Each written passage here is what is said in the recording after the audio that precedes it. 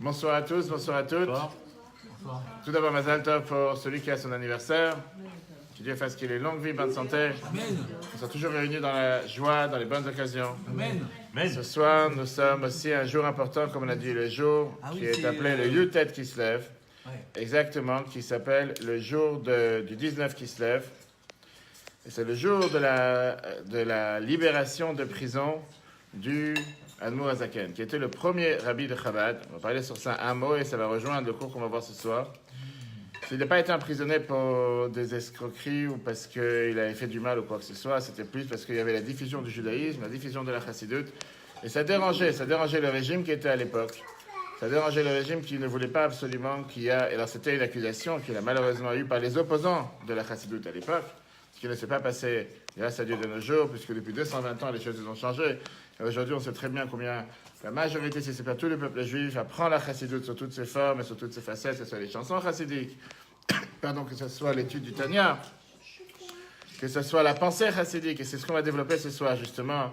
Essayer de comprendre ensemble quel est le code secret pour la réussite du couple. Comme je l'ai dit tout à l'heure. C'est qui a mis le Rav en prison? Là, c'est les opposants, on va dire, à la chassidoute. Ça s'appelait à l'époque les Mitnagdim. Il n'y avait pas de groupe officiel et quoi que ce soit qui se disait que certainement la chassidoute va pouvoir faire en sorte de repousser les juifs du judaïsme. D'accord, mais c'est quelle période? Il y a 220 ans.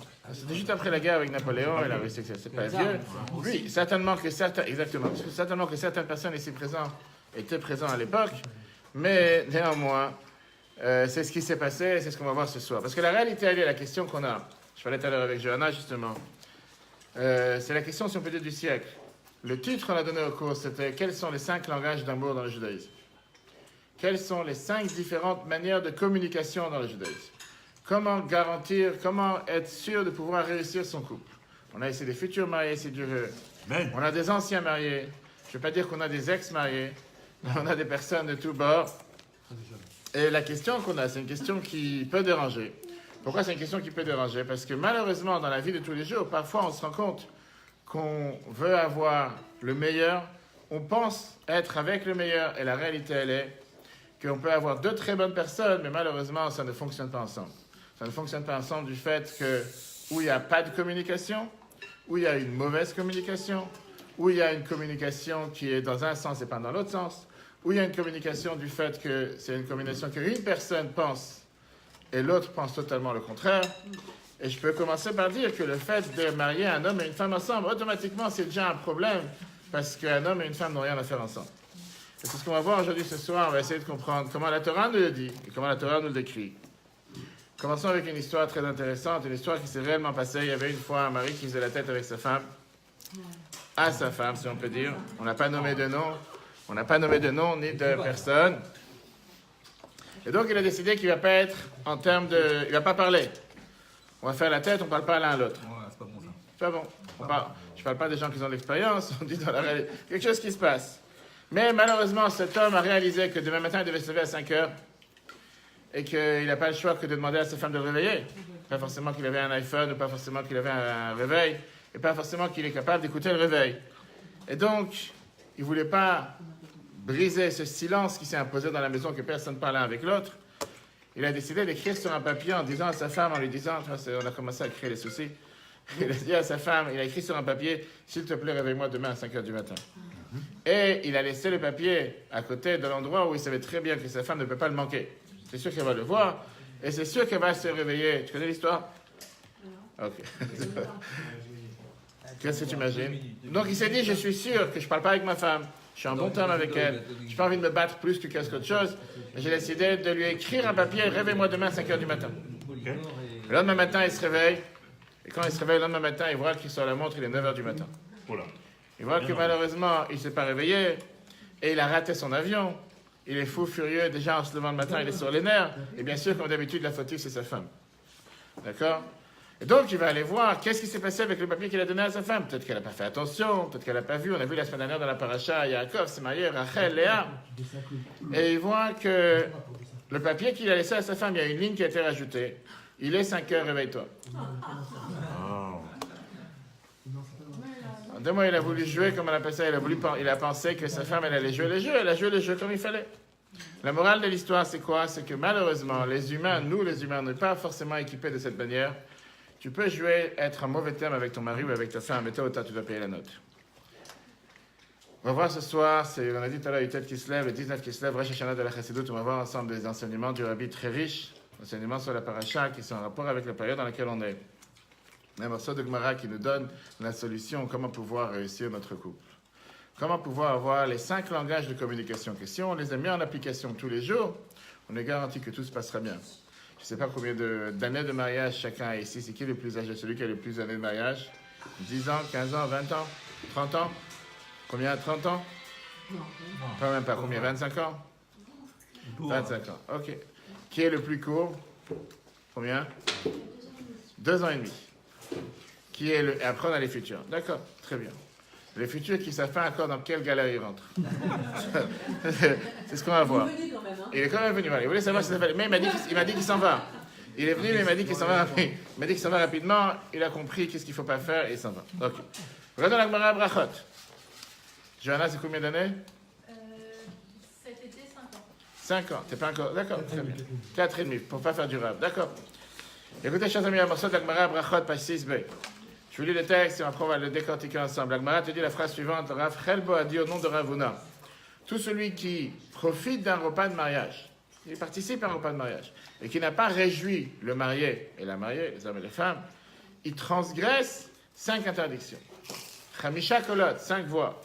C'est écrit dans Jérémie, la fameuse bénédiction qu'on a l'habitude de dire sous la choupa, les Shiva Brachot, Kol Sasson, Kol Simcha, Kol Chatan, Kol Kala, etc., etc. Le voix de la joie, la voix du Chatan, la voix de la Kala, et la Gemara, elle continue, Kol Omrim, Odut, Hashem Tzevelkot, on remercie le bon Dieu. Ça, c'est le négatif. La Gemara, elle te dit, et qu'est-ce qui se passe si tu as réjoui le Chatan et la Kala? Il y a des gens qui vont dans un mariage, ils ne sont pas en mode danser ce soir. Je ne suis pas en mode, je ne suis pas joyeux. Je suis parti parce qu'on m'a dit de venir, ma femme m'a demandé de venir, mon mari m'a demandé de venir. Ça me fatigue. J'ai passé un mauvais jour au travail, je n'ai pas envie de danser. Si jamais tu as réjoui le Chatan et la Kala, qu'est-ce qui t'arrive?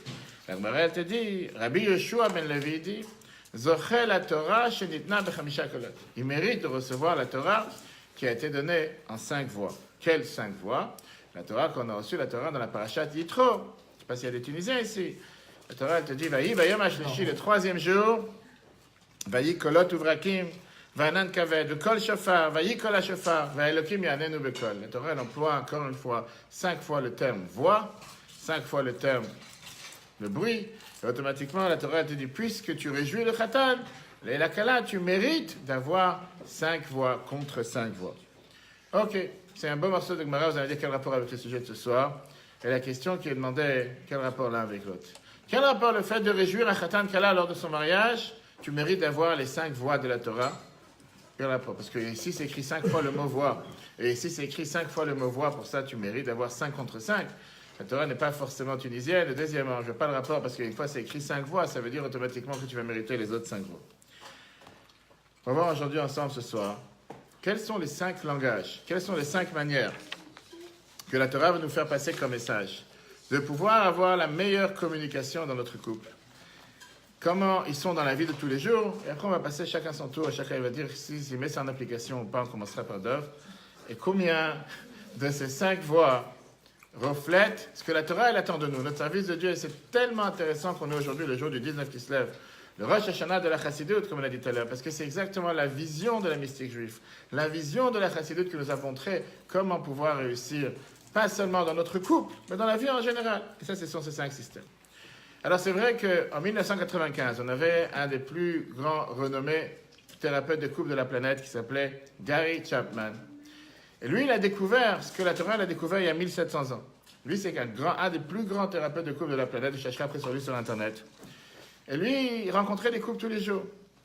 Et lui, il s'est dit qu'il pense que quand les gens ils se disent « je pense que mon mari, ma femme ne m'aiment pas » ou bien « je ne sais plus quoi faire parce que j'essaie de lui montrer sans arrêt que je l'aime ou qu'il m'aime et ça ne marche pas », il s'est dit il y a quelque chose qui est plus profond que ça. Ce n'est pas juste une phrase que les gens lancent et qui ne veut rien dire, où il y a quelque chose qui est caché derrière cette phrase. Il a mis 12 ans d'enquête, avec des centaines et des centaines et des centaines de couples. Et il a voulu détecter qu'est-ce qui se passe quand un épouse ou une épouse dit que mon épouse ne m'aime pas, mon époux ne m'aime pas. Qu'est-ce qu'il veut dire par là? quelle est en réalité leur plainte? De quoi ils sont en train de se plaindre? Et il a divisé ça en 5 catégories. Je disais tout à l'heure, lui c'est en 1995, la Torah elle a divisé ça déjà en 5 catégories il y a 1700 ans. 5 thèmes qu'on va aborder ce soir. Je ne cache pas qu'on ne va pas dormir tôt, non. Mais numéro 1. Numéro 1, c'est des mots d'affirmation. Deuxièmement, passer du temps de qualité entre l'un et l'autre. Troisièmement, savoir donner des cadeaux. On va voir de quoi on parle après. Ne vous affolez pas. Quatrièmement, de toute façon c'est enregistré. C'est enregistré. Après vous aurez le replay. Sur Facebook. C'est sur Facebook. C'est sur Facebook, c'est en live. Sur Facebook, ça m'arrive toujours. Après des actes, justement, après on prendra les noms. Après des actes de service. Rendre service l'un à l'autre. Et cinquièmement, le toucher physique. 5 différents thèmes. On va voir qu'est-ce que ça veut dire dans la vie réelle et on va voir qu'est-ce que ça veut dire d'après la Torah. Prenons d'abord les mots d'affirmation. Puisqu'on est moitié-moitié homme-femme, non, merci, marche pour moi. Merci beaucoup. Puisqu'on est moitié-moitié homme-femme, on va parler d'abord d'un des plus grands défauts que les hommes ont, que les femmes n'ont pas. Ça, c'est pour toi, avant que tu parles. D'accord? Parce qu'on ne peut pas s'imaginer la valeur et l'importance que les mots, pas les mots de tête, les mots tout court, M-O-T-S, ont. Savoir s'exprimer, savoir comment le dire, savoir quoi dire, et surtout savoir le dire au bon moment. Beaucoup de couples n'ont jamais appris l'énorme puissance, l'énorme valeur, l'énorme force qu'il y a d'affirmer verbalement l'un à l'autre. Si ton mari ou ta femme dit des mots qui peuvent juste être en affirmation avec ce que tu viens de faire ou ce que tu viens de dire, ça peut parfois donner un oxygène pour toute une journée, voire une semaine, voire un mois à l'autre personne, à son partenaire. Malheureusement, combien de maris ou de femmes, et là on parle plutôt du côté des hommes, ne réalisent pas l'importance de donner des mots d'affirmation envers leurs femmes? Pourquoi? Parce qu'on a 2 manières de parler totalement différentes, 2 manières de s'exprimer, 2 termes d'amour qui sont totalement différents, les hommes et les femmes. Tu as parfois des gens qui vont dire, à quoi ça sert de lui dire du matin jusqu'au soir que je l'aime? Elle essaie, bravo, elle essaie déjà. Et puisqu'elle essaie déjà, qu'est-ce que tu prends la tête à répéter à longueur de journée la même chose? Ça suffit que je lui ai dit le jour du mariage, peut-être le jour de l'anniversaire de mariage si je m'en rappelle, et laisse-moi tranquille, personne ne lui dire à chaque fois la même chose. Mais il n'y a pas que le mot je l'aime, on parle ici des mots de compliment, des mots d'appréciation. Des mots d'appréciation, des mots de... Vous savez qu'on a l'habitude que quand on casse un verre sous le mariage, on a l'habitude aussi de dire Mazel Tov. Pourquoi? Une des raisons, c'est pour rappeler au couple que quand tu casseras des choses toute ta vie, il faut aussi dire Mazel Tov. C'est pas la fin du monde. C'est pas juste que sous le choupa, on dit Mazel Tov et que dans la vie de tous les jours, dès que tu passes quoi que ce soit, tout d'un coup, tu vas t'énerver, tu vas faire quelque chose d'autre. Juste des expressions qui sont simples, des expressions qui ne sont pas forcément des expressions grandioses, mais c'est des expressions qui peuvent avoir une affirmation de l'autre en disant « J'ai remarqué que tu as fait un effort aujourd'hui. J'ai remarqué qu'aujourd'hui, tu t'es habillé de manière particulière. Tu es une tellement grande source d'aspiration pour moi. Tu fais tellement pour moi. » Pas des mots qui veulent parfois rien dire et que la personne, elle comprend très bien que tu es en train de te moquer de lui. Je suis tellement émotionné de ta bonté, de ta générosité. J'apprécie le fait que tu travailles tellement dur pour la famille. Ton intelligence est tellement forte que c'est tellement... J'espère que j'ai pas vexé personne. Que c'est tellement intéressant de parler avec toi. Et un psychologue qui s'appelle William James a dit une fois que ça se peut que le besoin le plus profond de l'humain, c'est de se sentir apprécié. Des mots d'affirmation qui peuvent parfois changer la vie d'une personne. Faire en sorte que la personne soit totalement différente. Et malheureusement, on va prendre des exemples concrets. Combien de couples c'est quelque chose qui manque? Combien de maris ne réalisent pas les efforts que leur femme fait? Et qu'elle a en tête, puisque la femme ne fait pas exactement ce que le mari fait toute la journée, automatiquement elle n'a rien fait aujourd'hui. Qu'est-ce que tu as déjà fait aujourd'hui? Et si jamais il rentre dans la maison, prenons l'exemple de ce soir. Et la femme non? Bien sûr, mais alors, on mais la femme travaille. Alors justement, donc c'est ça que je suis en train de dire. Mais le problème c'est quoi? C'est qu'un mari qui rentre à 9h le soir, ou 8h30, et que 5 minutes avant, il y a eu quelque chose qui s'est passé dans la maison, alors que 10 minutes plus tôt, il n'y avait rien. Pour lui, tu n'as rien fait toute la journée, la maison elle était en pagaille toute la journée. Alors que la réalité, c'est qu'il serait venu 20 minutes plus tôt, ça ne serait pas passé. Sauf que comme il avait dit que ce soir, il allait venir à 20h, il est venu à 21h, je ne fais pas allusion à qui que ce soit. Automatiquement, En attendant, Dieu, il a fait en sorte qu'un enfant ou quoi que ce soit, il y a quelque chose qui est tombé par terre. Il y a quelque chose qui s'est cassé, ou peut-être qu'il y a la pagaille quelque part. Lui, ce qu'il voit, c'est la pagaille. Il ne voit pas ce qui s'est passé avant, il ne voit pas tous les efforts que quelqu'un d'autre a pu faire pour mettre en place et s'assurer que la maison soit en place. Et la seule chose qu'il regarde, mais c'est incroyable, qu'est-ce que tu as déjà fait aujourd'hui? Moi, j'ai travaillé tellement dur, toi, tu n'as absolument rien fait. Et voilà, la maison est toujours avec un pagaille.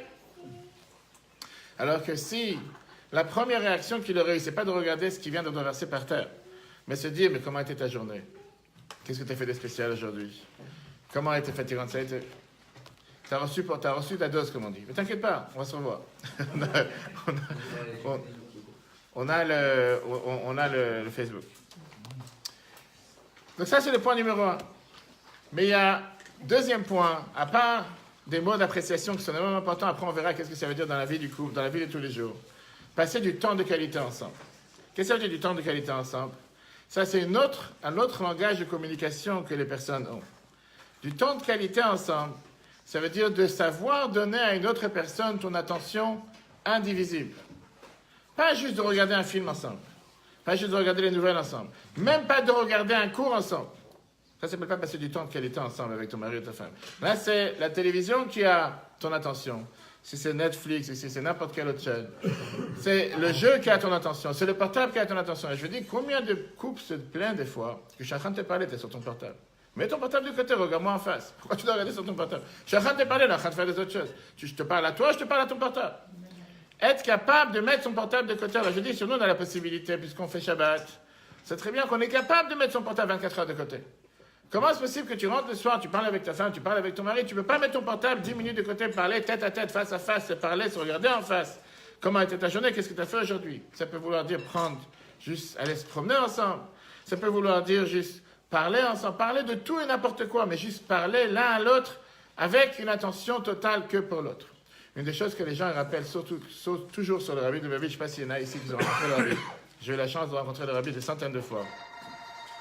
Tout le monde rappelle le fait que le Rabbi, avec les milliers de personnes qui passaient le voir tous les dimanches, ou que ce soit en Yichidout le soir, de 9h du soir à 7h du matin, une personne qui est rentrée pour 2 minutes, disait c'est incroyable, on aurait dit que j'étais le seul qui existait dans ce monde. J'avais toute son attention envers moi. Quelqu'un est passé dans la dollar du dimanche, il fallait voir. Ces fois, c'était des gens par minute, il y avait des dizaines de personnes qui passaient, des fois c'était quelques secondes. Mais des gens, ils se disaient, je viens de passer voir le Rabbi, je me sens comme si je suis le seul au monde qui existe. Il n'y a que moi qui existe et personne d'autre. Avoir cette capacité de pouvoir donner toute ton attention à une personne sans qu'il n'y ait rien d'autre sur terre. Alors, on ne demande pas d'être le Rabbi Lubavitch, d'accord. Mais par rapport à un couple, savoir être capable de pouvoir, tu parles avec ta femme, tu parles avec ton mari, oublie tout le reste. Je n'ai pas dit que s'il y a le feu à la maison, que Dieu nous en préserve, aussi il y a la pagaille dans la maison, il faut tout oublier. C'est justement l'histoire qu'on apprend avec la Nour Azaken, qu'il a montré à son fils qu'une fois, son fils il habitait au premier étage. Et la Nour Azaken aurait chassé, et son fils avait le bébé qui est tombé de la poussette. Et comme son fils, l'Admour Emtsaï, le deuxième rabbi de Chabad, était tellement pénétré, tellement intéressé, tellement approfondi dans l'étude, qu'il n'a pas entendu le bébé en train de pleurer. Bonsoir, bonsoir. Il n'a pas entendu le bébé en train de pleurer. L'Admour Azaken qui était en haut est descendu. Il a mis le bébé dans la poussette. Son fils était en train d'apprendre, donc il était tellement concentré dans l'étude, il n'a pas entendu le bébé pleurer. Et il dit à son fils, sache une chose, que n'importe quelle personne peut être aussi grande, un grand sadique qui peut être tellement concentré dans l'étude. N'oublie pas qu'on ne doit jamais oublier d'entendre la voix d'un enfant qui pleure. Un enfant qui pleure matériellement, un enfant qui pleure spirituellement. Pas parce que tu es concentré dans l'étude que tu dois tout d'un coup être déconnecté. On n'a pas dit que tu dois passer du temps de qualité avec ta femme, mais automatiquement être déconnecté de la réalité et oublier tout ce qui se passe. Non! Pas déconnecté de la réalité, mais la réalité, elle est savoir passer du temps de qualité sans se diviser avec quoi que ce soit. Je dis, après qu'on aura passé les 5, on fera le tour de table. Qui fait quoi? Vous allez voir, c'est pas facile. Les actes de service. Bonsoir, bonsoir. En train de parler, en train d'essayer d'apprendre ensemble comment divorcer. Non, vous avez vu à la mauvaise adresse. Donc, la troisième manière de communiquer, troisième manière de pouvoir parler l'un avec l'autre, c'est ce qu'on a dit là par des actions de service. Qu'est-ce que ça veut dire des actions de service? Rendre service l'un à l'autre. C'est des choses que tu sais très bien que ton mari voudrait que tu fasses ou que ta femme voudrait que tu fasses. Essaye de faire en sorte de faire quelque chose, pas parce qu'elle t'a demandé, ou parce qu'elle t'a demandé, mais même si tu ne t'a pas demandé. Le faire parce que tu sais que c'est ce que la personne voudrait que tu fasses. Et quand je dis c'est ce que la personne voudrait que tu fasses, il faut rajouter, et pas forcément ce que toi tu veux faire. Donc, je parle, la majorité des fois qu'un homme parle, j'ai dit tout à l'heure, c'est plus pour les femmes. et contre les hommes. Et un homme va toujours dire à sa femme, je suis parti faire tes courses. Je me suis occupé de tes enfants. Je suis parti acheter telle chose. Et je peux prendre comme ça, encore une fois, une dizaine de phrases. Et la réalité, elle est que ce n'est pas tes enfants, ce n'est pas tes courses, c'est nous tous, c'est les mêmes. Tu vois, c'est ce qu'on a dit tout à l'heure, l'attention à diviser. De savoir passer du temps de qualité avec une attention qui n'est pas divisée. Ça, c'est l'aspect des portables aujourd'hui. Que ce soit préparer un repas, que ce soit mettre la table, que ce soit vider le lave-vaisselle, que ce soit nettoyer, peu importe, que ce soit s'occuper d'un enfant, que ce soit juste aller prendre une ordonnance, que ce soit aller chercher une commande qu'elle a passée, que ce soit faire en sorte que les choses se passent comme il faut dans la maison, même si l'homme pense que ce n'est pas son travail. C'est vrai que c'est une des différences entre l'homme et la femme. C'est qu'une femme qui va sortir les poubelles, elle va dire c'est tout à fait normal, c'est ce que je dois faire. Un homme, il va dire je t'ai rendu service. Pourquoi je t'ai rendu service? Parce que c'est pas mon travail, c'est pas mon devoir de le faire. Il y a pas, où c'est écrit dans l'Aktuva que c'est le devoir de la femme de faire une chose pareille? C'est écrit nulle part aussi. Mais l'homme, il se dit, hein? C'est bonus. Du bonus, ok, si tu veux. Et au reste, je sais pas, faut voir c'est qui a rempli l'Aktuva. Si tu as une Aktuva, c'est écrit qu'il y a du bonus. Et la réalité, ce qu'il faut voir, c'est que pour toutes ces choses-là, ça prend du temps, ça prend avoir une pensée, ça prend planifier, ça prend des efforts et ça prend d'énergie. Mais c'est aussi une manière d'exprimer l'amour de l'un envers l'autre. Ça, c'est la quatrième. Passons à la cinquième. Cinquième manière, on l'a dit tout à l'heure, c'est le toucher physique. Le toucher physique est énormément important. On sait très bien que depuis des temps, on savait combien était important d'avoir ce qu'on appelle une manière de communiquer l'amour émotionnel par le toucher physique. Combien de recherches scientifiques ont été faites sur le sujet en disant qu'un développement d'un enfant, ils sont arrivés à la conclusion que des bébés qu'ils ont été tenus, qu'ils ont été embrassés, qu'ils ont été choyés, ils ont développé une vie émotionnelle beaucoup en meilleure santé que ceux qui ont été sans aucun contact physique depuis le départ. Combien de parents savent qu'on dit qu'une des choses les plus importantes qu'un bébé sort du ventre de sa mère, que tout de suite il soit en contact avec sa mère, même si c'est quelques secondes ou une minute, c'est énormément important pour sa vie affective plus tard. Ce qui ne veut pas dire que malheureusement des gens qui n'ont pas de parents, qui ont perdu leurs parents, n'auront pas la possibilité de développer. On parle maintenant en termes généraux. Mais c'est aussi une manière d'exprimer l'amour marital, une manière de communiquer cet amour qu'on a à un mari envers sa femme et une femme envers son mari. Pour certains individus, le fait d'avoir une touche physique, c'est le premier langage d'amour qu'ils peuvent exprimer l'un envers l'autre. Sans ça, ils se sentent comme s'ils ne sont pas aimés. Je parlais avec quelqu'un cette semaine qui me disait comment on peut faire quand on respecte les lois des puretés familiales. On sait très bien qu'il y a certaines périodes dans lesquelles on n'a pas de contact physique. Il me dit c'est très dur. En tant qu'un être humain, je ne peux pas rester sans toucher une femme. Je lui ai dit pourquoi tu penses que tu es extraterrestre? Chez les Juifs en général, on sait très bien qu'il y a certaines périodes que oui, certaines périodes que non. Et justement, la Torah, elle veut que tu apprennes à développer une autre forme de communication qui n'est pas par le toucher. Ce qui ne veut pas dire qu'il faut aller à l'extrême et se dire, si c'est comme ça, je n'ai pas besoin de toucher physiquement ma femme ou mon mari pendant 2 mois, 3 mois, 6 mois, 1 an, on va apprendre à communiquer différemment. La Torah, elle dit que c'est aussi un devoir et c'est aussi une nécessité. De l'autre côté, il y a certaines personnes qui malheureusement n'ont jamais développé ce mode de toucher physique, bien au contraire. Il y a énormément de personnes qui ont rejeté ce mode de communication dans leur jeunesse, peu importe pour quelle raison. Ils ne viennent pas d'une famille qui se touche, on va dire. Une famille qui avait l'habitude d'être embrassée, d'être enlacée, d'être choyée. C'était une famille qui était, on va dire, beaucoup plus froide, si on peut appeler ça dans ces termes. Automatiquement, une fois qu'ils se marient, ils se disent, je ne vois pas la nécessité. Quelle est la nécessité d'embrasser ma femme, d'embrasser mon mari, de toucher l'un, de toucher l'autre? Pas forcément besoin d'avoir un toucher physique. On se parle à distance. Aujourd'hui, on peut s'envoyer des rayons à travers les portables. On n'a pas besoin d'avoir forcément le toucher physique. Ce n'est pas tellement important. Bonsoir, bonsoir. Bonsoir, bonsoir, bonsoir. Et la réalité, elle est bonsoir, bonsoir, bonsoir, bonsoir à tous. Il faut toujours dire bonsoir à chacun. Pourquoi quelqu'un va se sentir mal à l'aise que tu dis bonsoir à tout le monde sauf à lui? C'est pas lui, il a quelque chose contre moi. C'est ce qu'on est en train d'apprendre, la communication. Bonsoir. Et la manière comment tu vas agir avec ce toucher, avec cette manière d'agir envers l'autre, c'est là aussi la manière comment tu vas pouvoir après développer les autres modes de communication. Tu vous à l'aise, faites comme chez vous. Vous avez ici le banc, vous avez le canapé. Juste derrière. Ce qu'on vient de voir, c'était les 5 premiers aspects qui sont les aspects, on va dire, logiques. Attendez, il n'est pas donné la solution. Dans ça, je te lève les problèmes. Ça va être bon. Petit à petit, on n'a pas Non, je l'ai fini. pas. On vient de commencer. Tu vois à l'aise. Ça, c'était les 5, on va dire les 5 premières, les 5 règles. Comme on a dit tout à l'heure, on va faire des examens ce soir ensemble. Je ne suis pas là pour parler tout seul. Parmi les 5 règles qu'on a dit pour Dove, est-ce que tu as bien écouté? Est-ce que d'abord tu peux me rappeler c'est quoi les 5? Le toucher. Non, heureusement qu'on a demandé à Dove. Si. Dis-moi c'est quoi les 5 règles? On va voir. Allez. Donne-moi-en 1, donne-moi-en 2, donne-moi-en 3. On parle de communication. On dit 5 manières de communiquer de toute façon. Donc oublie le mot communication. Le toucher, c'est le dernier qu'on vient de voir. D'accord. Après, quoi d'autre? Les gentils mots. Rendre service, bravo. Ça, c'était l'avant-dernier. Temps de qualité. 3. Les mots. Les mots. Mots d'affirmation. Les mots d'affirmation exacts. 4. Et qu'est-ce qui manque?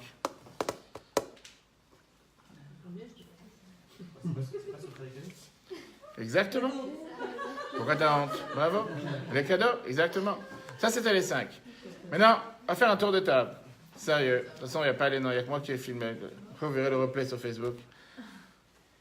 Parmi les 5, sincèrement parlant, quel est le plus dur à mettre en application et quel est le plus facile?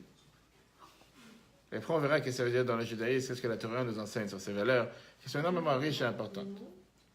Les mots, pas les mots de tête, hein, les mots.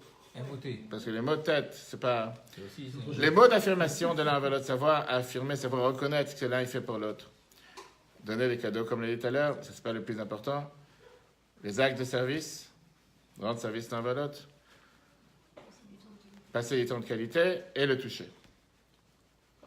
Quel est le plus dur à mettre en application? Quel est le plus facile? En passant par M. Rabbin qui est à côté de moi. Le plus facile, c'est le toucher. Plus facile, c'est le toucher. Je pense. Hein. D'accord? Les mots, c'est plus difficile. Les mots, c'est plus difficile. Mais D'accord. après, chacun son. Ça dépend des gens, en fait. Ouais. Une seconde, chacun son tour. Non, ouais. Chacun aura la parole. Vas-y. Le plus facile, s'offrir des cadeaux. C'est facile. Le plus facile, c'est de s'offrir des cadeaux. J'ai même pas mon stylo sur moi, dommage. Oui, pourquoi pas, vas-y. On verra combien. Ah, pour voir la majorité des cas. On verra le score. Hein?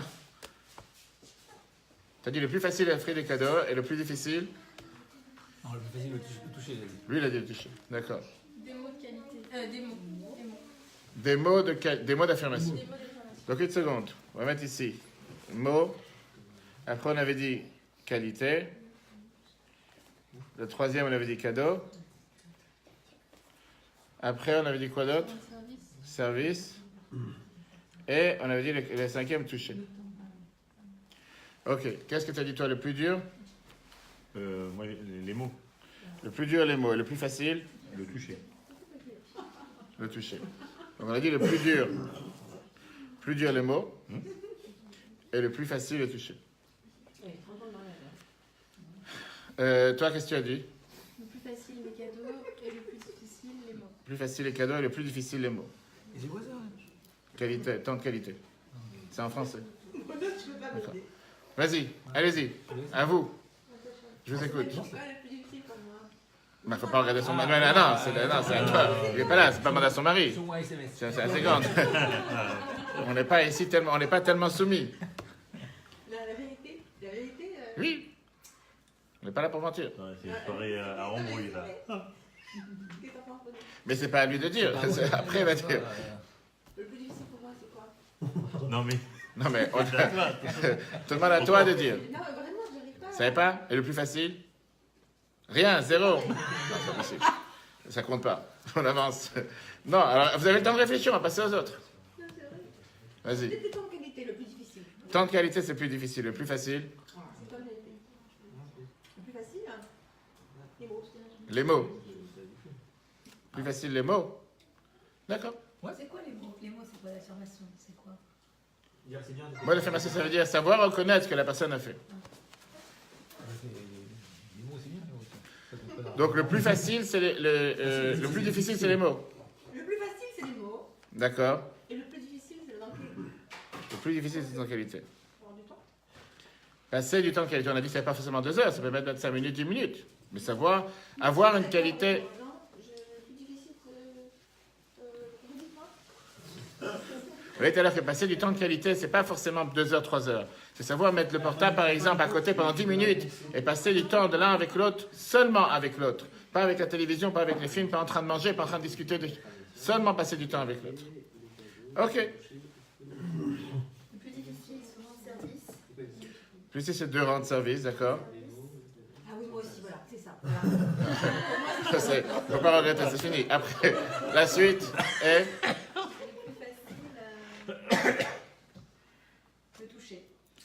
Le toucher. Alors, le plus difficile, c'est rendre service, et le plus facile, le toucher. À vous. Le plus difficile, le temps de qualité. Plus difficile, le temps de qualité. Le toucher, c'est facile. Toucher facile. Ok. À toi. Je tutoie. Hein. T'es marié? Ouais, mais c'est bébé. Tu viens de te marier? Ouais. Il y a combien de temps? Il y a 3-4 mois. Tu regrettes pas? Alors? C'est qui ton mari? Alors, vas-y, sans le regarder, il n'est pas là, il n'écoute pas. Le plus facile, c'est les mots. Le plus facile, c'est les mots. Et le plus difficile, le temps de qualité. Temps de qualité. Vas-y, à toi. Le plus facile, c'est le toucher, le plus dur, c'est le mot. Le plus facile, c'est de toucher, le plus dur, c'est les mots. Madame, à toi, vas-y. Femme 2. Oui. Plus facile les mots et le plus difficile, temps de qualité. Le côté homme, le côté femme. On va voir. Derrière, attends après. Vas-y, à toi, vas-y. À moi? Oui. Elle n'écoute pas, elle n'est pas là. Le plus difficile, le temps de qualité. Plus difficile, le temps de qualité. Et le plus facile, qu'est-ce qui reste?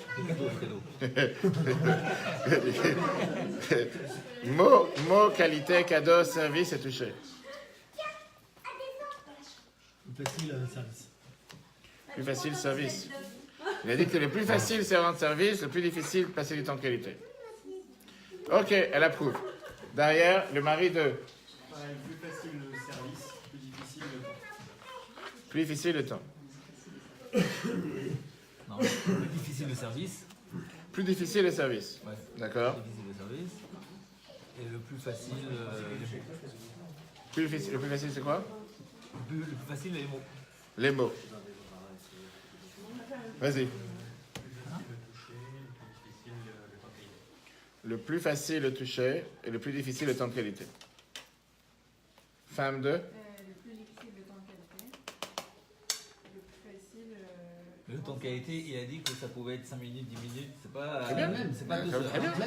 Vas-y, J'avais compris, raison. et le plus difficile, et le plus facile. Ça, c'est le plus difficile. Facile, rendre service. Ok, chers amis, quelqu'un d'autre? Tout le monde a parlé? Tout le monde a eu sa phrase? Ouais. Regardez. Vous et vous, vous n'avez pas dit. Bien sûr, on va finir le cours, attends. Ah. Je sais pas, on va voir à la fin du cours. Savez-vous. Tenez, il y a une assiette toute prête. Ça, c'est pour monsieur. Tiens, il y a une assiette. Tenez. Mais je te fasse une assiette, je vais te la faire si tu veux. Ah, c'est ça, rendre service. Voilà, rendre service.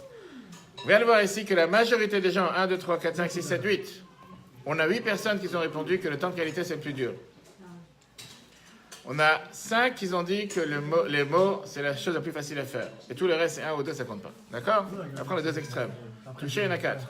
D'accord? Donc, on a ici 8 personnes qui disent que le temps passé du temps de qualité ensemble, c'est difficile. Et pourtant, nous sommes dans un monde dans lequel la communication, c'est le monde de la communication.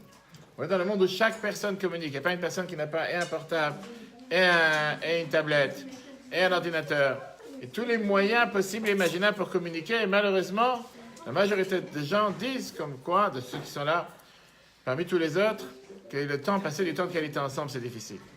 Comment est-ce possible? C'est pas la même chose. Pourquoi c'est pas la même chose? Là, vous parlez d'une communication électronique. Oui, c'est ça. Et là, on parle de communication humaine. C'est ce que je viens de dire. Communication électronique, c'est une fausse communication. C'est ce qu'on va voir. Pourquoi c'est une fausse communication? Parce qu'à longueur de journée, on est en train de s'envoyer des textos, des SMS. On est en train de s'envoyer je t'aime. Et la réalité, elle est que tu n'es pas capable de mettre ton portable. Je dois féliciter quand même le mari qui est à côté de moi, qui a mis son portable de côté depuis tout à l'heure. On n'est pas capable de mettre son portable de côté pour parler, se regarder face à face 10 minutes. Oui, devant Et toi. je dis aujourd'hui, moi je le regarde toujours. Aujourd'hui, tu peux avoir des gens, je le vois tous les matins, malheureusement, je passe des fois devant des stations de bus, tu as 5, 10, 15 personnes qui sont devant. Pas une personne parle avec l'autre. Ouais. Tout le monde est sur son portable avec des oreillettes. Je ne parle même pas comment ils traversent la route. Et pourtant, on est dans le monde de la période de communication. On communique tellement. Facebook, WhatsApp, Instagram, et va savoir quoi d'autre. Et les gens, ils sont partout, sauf où ils devraient être. On va voir qu'est-ce que la Torah nous dit sur ces choses-là. Si vous vous rappelez comment on a commencé avec l'Agmara qui nous disait que tout celui qui réjouit un khatan, il mérite les 5 voix que la Torah lui donne, et celui qui ne réjouit pas un khatan, il ne mérite pas à avoir ces 5 bénédictions, etc. Alors, ce qui est intéressant, c'est que la Torah, elle a parlé spécialement du mot kol. Kol qui veut dire la voix, qui veut dire une forme de langage. Parce que la Torah, elle te dit qu'en vérité, ça vient nous exprimer une forme de communication. Savoir comment communiquer. Et la Torah, elle te dit que la recette, pour savoir bien communiquer, doit être composée dans le couple de 5 choses à la fois. Pas un ou l'autre, pas l'un ou l'autre, pas le premier ou le dernier, mais il faut avoir les 5. Et voilà comment la Torah elle est tellement fascinante. Parce que la Torah elle te dit que ces 5 voix que la Torah elle nous donne, c'est aussi les 5 voix qui ont été exprimées entre Dieu, le Créateur et la création. Comment on peut se marier avec Dieu? Par ça qu'on fait une mitzvah. On est marié avec Dieu. Quand on fait une mitzvah, automatiquement on vit avec Dieu, on s'attache avec Dieu. Comment c'est possible d'avoir 2 mondes qui sont totalement contraires, le matériel et le spirituel qui s'unissent ensemble? Voilà pourquoi la Torah a employé ici le terme kol. Kol qui veut dire la voix, qui veut dire une forme de communication. La meilleure manière et la plus belle manière de pouvoir avoir une forme de communication, de pouvoir initier cette communication, de pouvoir garder cette communication. On a ici une jeune mariée, parmi tant d'autres. Parce que ce que je souhaite à tous les mariés, c'est qu'ils sourient toute leur vie de la même manière qu'ils ont souri le jour du mariage. Et en règle générale, c'est très bien que plus les mois ils avancent, et plus le temps il avance, et plus la routine s'installe, et plus quelqu'un va fêter 2 ans, 3 ans, 5 ans, 10 ans de mariage, et à la fin, ça lui prend la tête plus qu'autre chose qu'on lui rappelle qu'il y a 10 ans, il y a 5 ans, il y a 2 ans, laisse-moi vivre, on avance. On n'est plus la première année, on n'est plus des enfants, on a grandi, il y a déjà la famille qui a grandi, laisse-moi tranquille. Parlons de ces 5 degrés, comment la Torah les emploie, comment la Torah les utilise, et on va voir qu'est-ce qu'on peut mettre ça en application pour réussir notre couple. D'abord, les mots d'affirmation. Pourquoi la Torah donne une telle importance aux mots d'affirmation? On va voir que dans la psychologie juive, C'est des mots de reconnaissance? oui, c'est pas seulement reconnaissance. Alors, c'est parce que reconnaissance, c'est juste reconnaître qu'il y a un effort qui a été fait. Là, je parle en général. Pas seulement reconnaissance. Par exemple, quand un mari va dire à sa femme, je vois aujourd'hui que tu as fait un effort avec l'habit que tu as mis, le maquillage que tu as mis. Pas forcément je reconnais le fait que qu'est-ce que tu as fait de particulier. Ou je vois qu'il y a quelque chose de particulier, quelque chose de spécial qui a été fait aujourd'hui. Un effort particulier. Un mari à sa femme, une femme à son mari. Il y a des gens qui vont dire qu'on est tellement attachés l'un avec l'autre que les mots ne vont jamais me blesser, ne vont jamais me faire du mal. La Torah, elle est pour tout à fait le contraire. La Torah, elle est celle qui nous dit que des fois, les mots ont un pouvoir, ont une force que rien d'autre sur terre a à part les mots. La force de la parole, c'est une force qui a été donnée aux femmes. La Torah considère que les femmes ont pris cette qualité de parole sur terre beaucoup plus que les hommes. Le Gemara dit par exemple que si Dieu a créé 10 kilos de paroles sur terre, 9 kilos ont pris les femmes et 1 kilo ont pris le reste du monde. Les hommes, les animaux, tout le reste. 9 kilos. On sait très bien qu'en règle générale, les femmes n'ont pas besoin d'avoir de changer de batterie, n'ont pas besoin d'avoir des piles pour pouvoir parler. Et pas plusieurs fois en général, il faut plus mettre un stop qu'autre chose. C'est pas comment on appelle ça, un malheur, ou c'est pas comment du contraire d'une qualité, c'est pas pas une punition, c'est pas un défaut de femme. Parce qu'au contraire, la Torah considère qu'une femme a le besoin sans arrêt de vouloir s'attacher à l'autre. L'homme, il cherche toujours à s'isoler. La femme, elle cherche toujours à s'attacher. Et comment on s'attache avec une autre personne? Par ça qu'on parle. En général, quelqu'un qui parle tout seul, il a un problème. Une femme, en général, elle ne va pas tout seul, elle veut toujours parler avec son mari, elle veut toujours parler pour raconter, pour vivre. La Torah vient te dire, regardons comment Dieu nous a demandé d'avoir la relation avec lui. Et la même relation qu'il a demandé d'avoir avec lui, c'est exactement la même relation que la Torah, elle attend de nous par rapport à notre couple. Comment on commence la journée? Bonjour. Oui. Ça, c'est dans la rue. Dans la maison, comment on commence la journée? Bonjour. Prière. Est-ce que tu as bien dormi? Prière. Quoi d'autre? Se lave les mains. Se lave les mains. Un café. Pourquoi pas? Un café. Comment on commence? Quelle est la première? On ouvre les yeux. On respire. J'ai compris. Alors, Quelle est la première phrase qu'on dit quand on se lève le matin? Modani. Moderne. Qu'est-ce que ça veut dire, moderne? T'as encore rien fait aujourd'hui. T'as encore rien fait aujourd'hui. Il s'est rien passé de spécial. T'as dormi tout court. C'est important de dormir. Je fais des contraires. C'est pas quelque chose d'important. Bien Oui. De la gratitude. Exactement. Je n'ai pas dit que ce n'est pas important, mais tu vois que tu commences la journée déjà, tu n'as encore à peine rien fait. Il y a déjà ce devoir de reconnaissance. Il y a déjà ce devoir de dire merci. Il y a déjà ce devoir de dire merci d'être là pour moi. Merci du fait que j'existe tout court. Alors bien sûr qu'on ne compare pas sa femme ou son mari à Dieu, mais ce n'est pas grave si quelqu'un va comparer son mari ou sa femme comme Dieu. C'est pas, il faut attendre un effort particulier, un événement particulier pour dire, waouh, tu as fait quelque chose. Oh non, mais pour ça, je te remercie. Le fait d'être à mes côtés, le fait d'être présent, le fait d'être la femme que tu es, le fait d'être le mari que tu es, rien que pour ça, je suis reconnaissant. Avec les qualités, avec les défauts, on ne cherche pas la perfection. Malheureusement, la différence entre l'humain et l'ange, c'est que les anges sont peut-être parfaits, mais Dieu n'a pas cherché d'avoir des gens sur terre. Dieu voulait avoir des humains. Et un humain, par définition, il a des défaillances. Un humain, par définition, il n'est pas parfait, il ne pourra jamais être parfait. Et tout celui qui cherche la perfection doit changer de planète. Ce n'est pas pour notre planète, et surtout pas dans le couple. Par définition, nous sommes différents. Par définition, on a des hauts et des bas. On a des humeurs différentes. On a des manières de penser différentes, des manières d'agir différentes. On ne pourra pas être parfait. Automatiquement, le fait de commencer la journée en exprimant ce sentiment. Et Dieu ne te demande pas de le faire une fois par mois, une fois par semaine, tous les jours. Imagine-toi un instant que tu remplaces Dieu par ta femme ou ton mari. Et que chaque jour, tu t'habitues à dire à ta femme ou ton mari, je suis reconnaissant du fait que tu es ma femme ou que tu es mon mari. Combien ici le font tous les jours? Je vais dire de lever les pieds ni les mains. Je dis réfléchissez un instant. Dieu nous demande de le faire.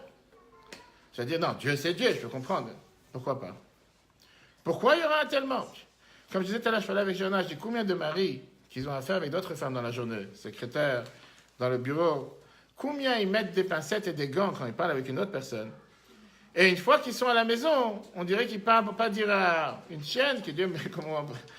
C'est des fois une catastrophe. J'ai dit, tu mets une caméra cachée dans une maison et tu montes cette caméra cachée au bureau. La personne qui est au bureau va dire, c'est pas possible que c'est la même personne. C'est pas possible que cette personne qui est au bureau a des gants et fait attention à chaque chose qu'il dit et qu'il parle. Si ça te dérange pas, est-ce que c'est possible si tu as le temps? Si c'est pas trop dur pour toi? Et dès qu'il rentre à la maison, on dirait que c'est totalement une autre personne. Et néanmoins, la Torah nous dit comme quoi Dieu, il attend de chacun d'entre nous que la première des choses que tu fais chaque matin, remercier. C'est pas fini. Tu as commencé la journée, tu as remercié. Très bien. Après, comme vous avez dit, on se lève les mains, on fait les brachot, on met des tefilines. Peu importe chacun ce qu'il a, son devoir, ce qu'il a à faire. Celui qui commence la prière, qu'est-ce qu'il continue à faire? Première phrase de la prière, c'est quoi tous les matins?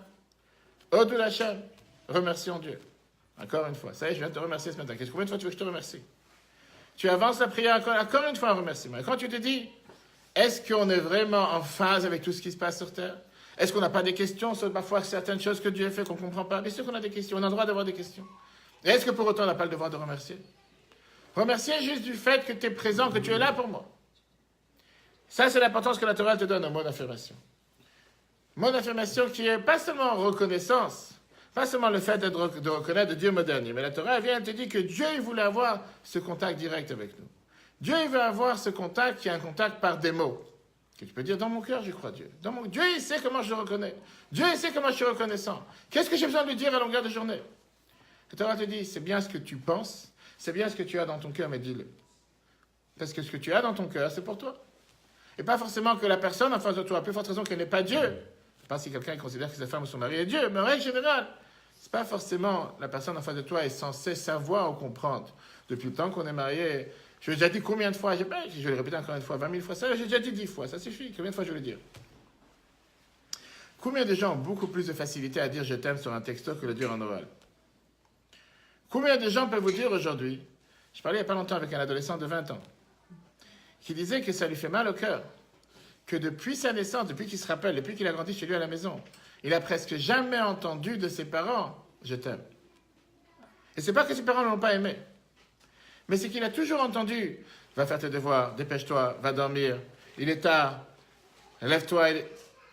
Et c'était, s'il fait la synthèse de ce qu'il a entendu toute la journée de son père ou de sa mère, il a entendu 100 phrases, il y avait 95 phrases négatives, ou bien punitives, ou bien devoirs à faire, et 5 phrases qui étaient, on va dire, plus ou moins positives. Il était ashkénaze. Il était ashkénaze? Ouais. Est-ce qu'il y a des ashkénazes ici? Pourquoi insulter des gens comme ça? Non, il n'est pas insulté, il est comme ça. Et de l'autre côté, tu vois, je prends un exemple pour les séfarades. Attends, on va y arriver. On va y arriver. Il y en a pas mal qui se parlent, hein. Combien de gens, d'enfants te disent aujourd'hui que les parents ont pu leur dire à longueur de journée « je t'aime » et qu'ils n'ont pas senti l'amour de leurs parents? Combien de parents ils vont te dire qu'ils ont tout fait pour leur enfant et que les parents disent mais pourtant on a tout fait pour eux, on a tout dépensé pour eux et que l'enfant dit moi j'ai rien ressenti. Les parents l'ont fait. Moi j'ai pas senti que c'était juste pour moi. Ils l'ont fait pour se rendre service, ils l'ont fait pour se déculpabiliser, ils l'ont fait pour se dire qu'ils font leur devoir. Mais moi j'ai pas senti de contact. Et combien aujourd'hui d'enfants se sentent tellement déconnectés, cherchent à fuir la maison, chaque soir à être dehors parce qu'ils se sentent mal à l'aise à la maison, pas parce qu'ils cherchent à sortir avec des copains, des copines. Bien sûr, ça c'est les grands mots. J'ai des choses à faire. Je parle de la génération ado.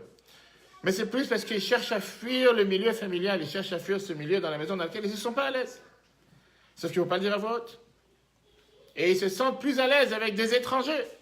Alors que la norme aurait dû être qu'un enfant, un adolescent aurait dû se sentir beaucoup plus à l'aise chez lui à la maison que de se sentir à l'aise à l'extérieur.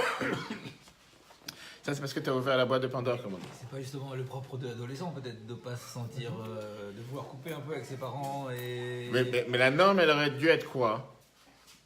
Il sait très bien que dans 5 ans, dans 1 an, à 20 ans, 25 ans, de toute façon, il va sortir. Pourquoi tu dois précipiter les choses et commencer à 13 ans? Pourquoi tu dois précipiter les choses et commencer à 15 ans? Pourquoi tu ne veux pas attendre encore quelques années? De toute façon, toute sa vie, il ne va pas vivre avec ses parents. Pourquoi tu dois précipiter si rapide et vouloir s'enfuir le plus tôt possible? Sauf que peu de parents vont se remettre en question en se disant « Est-ce qu'il y a quelque chose que je fais ici à la maison qui fait que mon fils ou ma fille ne veut pas rester dans cette maison ?» Et qui cherche au plus jeune âge, le plus tôt possible, de vouloir prendre son appartement, de vouloir se séparer, de vouloir partir ailleurs.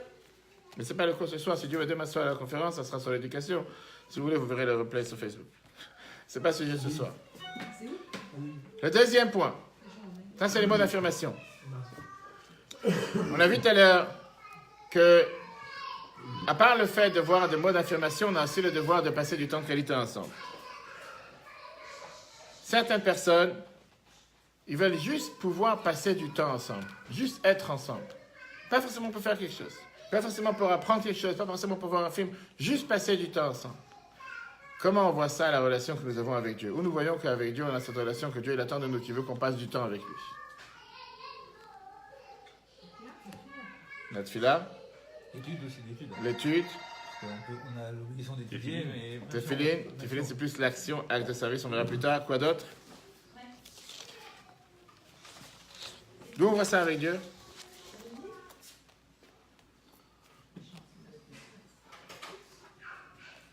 Perdu? Combien de fois des gens, quand tu dis, hein? Réponse? Combien de fois des gens se disent que pour passer du temps ensemble, il faut forcément sortir de la maison? Il faut aller voir un film, il faut aller voir une pièce de théâtre, il faut aller manger au restaurant ensemble. Ça s'appelle passer du temps de qualité ensemble.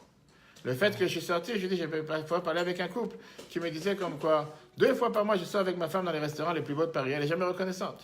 Et quand je parlais avec la femme, elle me dit, j'ai jamais demandé de sortir. Je le fais pour lui, je ne le fais pas pour moi. Si tu m'aurais demandé à moi, est-ce que je suis intéressé? Je ne suis pas intéressé à sortir au restaurant. Et avec la cigarette, et avec le bruit, à l'époque, et avec tout ce qui se passe. Ça ne m'intéresse pas. Moi, je préfère, voilà la phrase qu'elle m'avait dit. Elle m'a dit, je préfère qu'on tourne autour de la scène. Vous habitez juste à côté, pendant une demi-heure, parler ensemble, que d'aller au restaurant. Je ne suis pas intéressé à aller au restaurant. Mais je le fais pour lui. Et lui, il se plaint qu'elle n'est pas reconnaissante. Tu fais quelque chose qui l'énerve, et tu veux en plus qu'elle te dise merci. Elle n'est pas là pour te dire merci, tu fais ça pour te rendre service, pas pour lui rendre service, pas pour faire quelque chose pour elle. Dieu veut passer du temps avec nous. La Torah nous dit que Dieu te demande, ne donne pas ici 1 heure de prière, ne me donne pas 1 heure d'étude, ne me donne pas une journée d'étude, une journée de prière. Donne-moi 5 minutes par jour, mais sois ces 5 minutes entières avec nous. Et les exemples qu'on a pris tout à l'heure, que ce soit l'exemple de Tfilin, que ce soit l'exemple de la prière, que ce soit l'exemple de l'étude, que ce soit quand on allume les bougies de Shabbat, n'importe quelle mitzvah qu'on fait quand on le fait avec Dieu, sois à fond dans ce que tu fais. Dieu, il attend que tu te concentres et tu es en train de faire une mitzvah, fais-le maintenant, mais fais-le que pour moi. Pense pendant que tu es en train de mettre Tfilin, c'est juste à ce moment-là que tu vas avoir un appel téléphonique, tu vas avoir un WhatsApp, tu vas avoir un bruit dehors, tu vas avoir tout ce qui va venir pour te déranger. Est-ce que tu es capable de te déconnecter, passer du temps de qualité avec la mitzvah que tu es en train de faire avec Dieu, ou bien juste au moment où tu dois faire une mitzvah, tu vas penser à tout, sauf à la mitzvah. Et ça, c'est ce que la Torah elle attend de nous. On a ça aussi dans Shabbat. Quelle est l'idée de Shabbat? Même pour quelqu'un qui ne fait pas Shabbat à 24 heures sur 24, même quelqu'un qui ne fait pas tout Shabbat, est-ce que tu es capable de te déconnecter de ce monde profane, de ce monde de ce monde qui existe, de la société pendant 1 heure? Faire Shabbat 1 heure sur 24, c'est capable, c'est possible. Il y a beaucoup de gens qui disent, moi j'ai des difficultés à faire Shabbat 24 heures, j'arrive pas. Des gens, en Seine-et-Marne, on a fait avec beaucoup de Juifs qui sont encore loin du judaïsme, qui se rapprochent tous les jours. Et il y a des gens qui disent, j'arrive pas à faire 24 heures, c'est trop dur pour moi. Très bien. Commence avec 1 heure. Commence avec 2. Mais 1 heure, peux-tu te déconnecter? 1 heure, tu es capable de faire en sorte que ça soit Shabbat? Ou bien tu te dis, puisque je ne peux pas faire 24 heures, je ne vais même pas faire 1 heure. Dieu il te dit, j'ai envie d'avoir avec toi une relation dans laquelle tu es capable de me montrer tous les jours que tu passes du temps de qualité avec moi et seulement avec moi, avec personne d'autre. Et c'est exactement la même chose qu'on doit faire avec notre couple. On ne peut pas se dire, je suis tout le temps en contact avec toi, je t'ai envoyé 100 textos aujourd'hui, je t'ai envoyé 100 WhatsApp, je t'ai envoyé 100 Facebook, je t'ai envoyé tout ce que tu veux. Et en plus, j'ai écrit sur Facebook que c'est la femme de ma vie et que c'est l'homme de ma vie. Et j'ai voulu faire en sorte qu'à l'apparence, tous ceux qui me connaissent sachent que je parle que d'elle et je pense qu'à elle. Et quand tu demandes à sa femme combien de temps vous avez passé ensemble cette semaine, pas 1 minute. Mais sur Facebook, j'étais toute la journée. Sur WhatsApp, j'étais toute la journée. Pourquoi tu n'as pas passé 1 minute avec elle? Et je lui dis, c'est pas le sujet des éducations ce soir, c'est demain soir. Combien d'enfants entendent les parents dire à longueur de journée, on a donné notre vie pour nos enfants, on fait tout pour nos enfants. Et les enfants se sentent tellement déconnectés des parents, du fait qu'eux, ils n'ont pas ressenti que quelque chose a été fait pour eux. Eux, ils se disent, je vois pas qu'est-ce qu'ils ont fait pour moi. Oui, on a payé des factures, on a payé des vacances, c'est très bien. Mais ils disent, par rapport à moi, je ne sais pas qu'est-ce que tu as fait pour nous. Je ne sais pas qu'est-ce que vous avez fait pour nous. Et les parents qui disent, peut-être j'étais pas là toute la semaine à la maison, mais j'ai tout fait pour eux. Et les parents disent, tout fait pour moi, tu n'as jamais vu. Tu as révisé 1 fois avec moi. Tu vas demander 1 fois comment ça va à l'école, va voir ta mère. Tu vas pas voir ta mère, c'est pas mon père. Pourquoi c'est juste ta mère qui doit s'occuper, pas mon père? Pourquoi tu ne veux pas t'occuper à faire les devoirs, ou à réviser, ou à s'inquiéter, ou à se renseigner? Dès qu'il y a un problème avec quoi que ce soit dans l'éducation, toujours, c'est pas mon travail, c'est le travail de ma femme, c'est pas mon travail à moi. Encore une fois, c'est pas le sujet de ce soir, mais c'est juste pour montrer comment le fait de passer du temps de qualité, c'est pas seulement par rapport au couple, c'est dans la vie en général. L'art de donner. Ça va jusqu'à là? Pas trop traumatisé? Ben non, mais je me ressemble pas là-dedans. Ah, d'accord. L'art de donner. Tout à l'heure, on a dit que dans l'art de donner, il y a une seule personne qui a dit que c'est facile et aucune personne qui a dit que c'était difficile. Pourquoi donc? Bonsoir. L'art de donner. C'est rendre service.